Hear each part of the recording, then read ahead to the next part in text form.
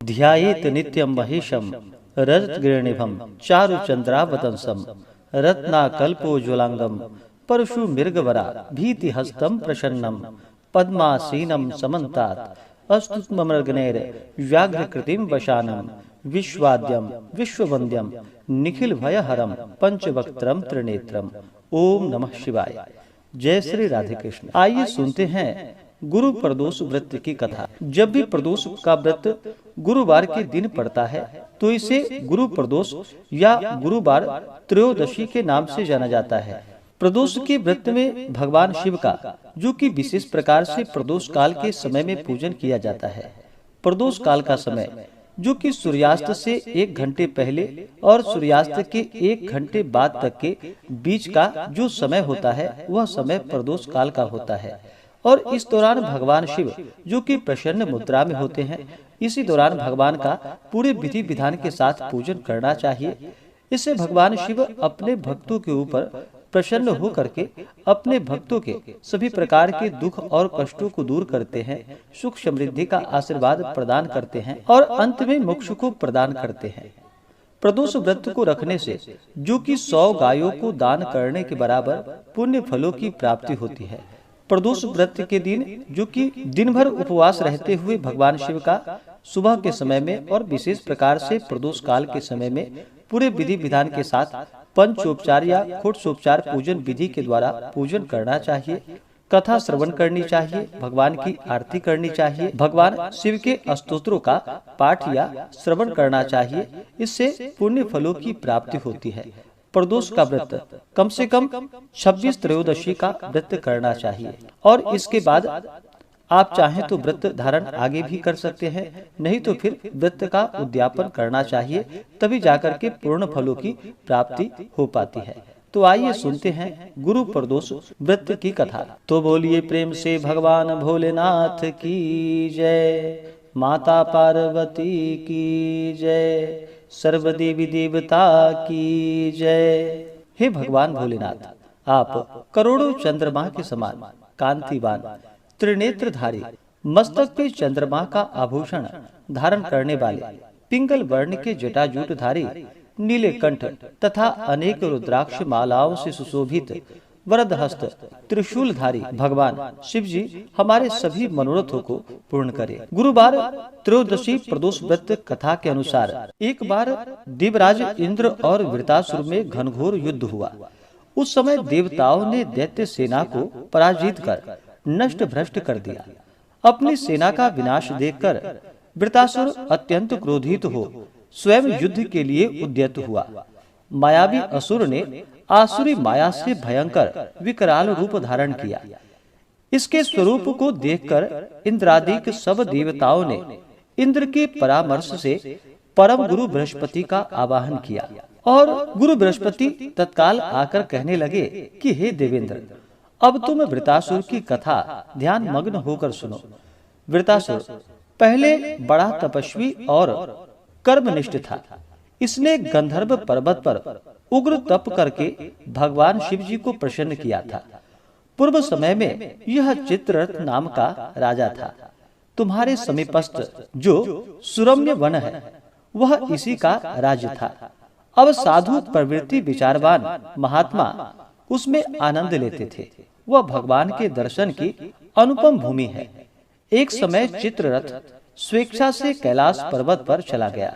भगवान का स्वरूप और वाम अंग में जगदम्बा को विराजमान देख चित्ररथ हंस पड़ा और हाथ जोड़कर भगवान शिव जी से बोला कि हे भगवान शिव, हे शिव शंकर, हे प्रभु, हम माया मोहित हों विषयों में फंसे रहने के कारण स्त्रियों के वशीभूत रहते हैं, किंतु देवलोक में ऐसी दृष्टि गोचर नहीं हुआ कि स्त्री का आलिंगन कर कोई सभा में बैठे।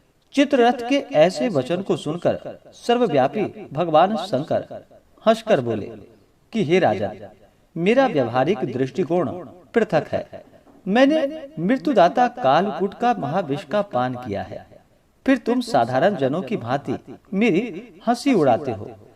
तभी माता पार्वती क्रोधित हो चित्ररथ की ओर देखती हुई कहने लगी कि ओ दुष्ट, तूने सर्वव्यापी महेश्वर के साथ मेरी हंसी उड़ाई है। तुझे अपने कर्मों का फल भोगना ही पड़ेगा। अरे मूर्खराज, तू अति चतुर है, अतएव मैं तुझे ऐसी शिक्षा दूंगी कि तू फिर ऐसे दुस्साहस नहीं करेगा। अब तू दैत्य स्वरूप धारण कर विमान से नीचे गिर जा, मैं तुझे श्राप देती हूँ।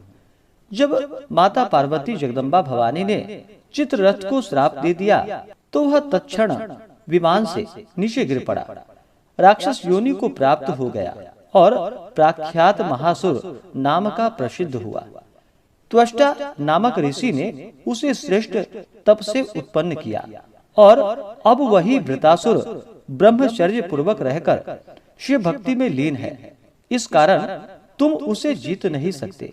अतएव मेरे परामर्श से यह प्रदोष व्रत करो, जिससे महाबलशाली दैत्य पर विजय प्राप्त कर सकोगे। गुरुदेव के वचनों को सुनकर सब देवता प्रसन्न हुए और गुरुवार त्रयोदशी प्रदोष व्रत जो कि विधि विधान से किया एवं राक्षस वृतासुर पर विजय प्राप्त कर लिया। इंद्रदेव सुख पूर्वक रहने लगे। इस प्रकार से जो भी सच्ची श्रद्धा के साथ गुरुवार त्रयोदशी प्रदोष का व्रत करते हैं तो उन्हें शत्रुओं पर विजय की प्राप्ति होती है और उनके शत्रुओं का विनाश होता है। तो बोलिए प्रेम से भगवान भोलेनाथ की जय, माता पार्वती की जय, सर्व देवी देवता की जय। जो भी प्रदोष का व्रत करते हैं उन्हें चाहिए कि त्रयोदशी तिथि के दिन सुबह उठ करके नित्य क्रियाओं से निवृत्त हो करके गंगा नदी में या घर के नहाने के पानी में थोड़ा सा गंगा जल मिला करके स्नान करना चाहिए। शुद्ध वस्त्र धारण करके व्रत का संकल्प लेना चाहिए। भगवान शिव से प्रार्थना करनी चाहिए कि हे भगवान भोलेनाथ, हे माता पार्वती, आज मैं प्रदोष का व्रत करने जा रहा हूँ या करने जा रही हूँ।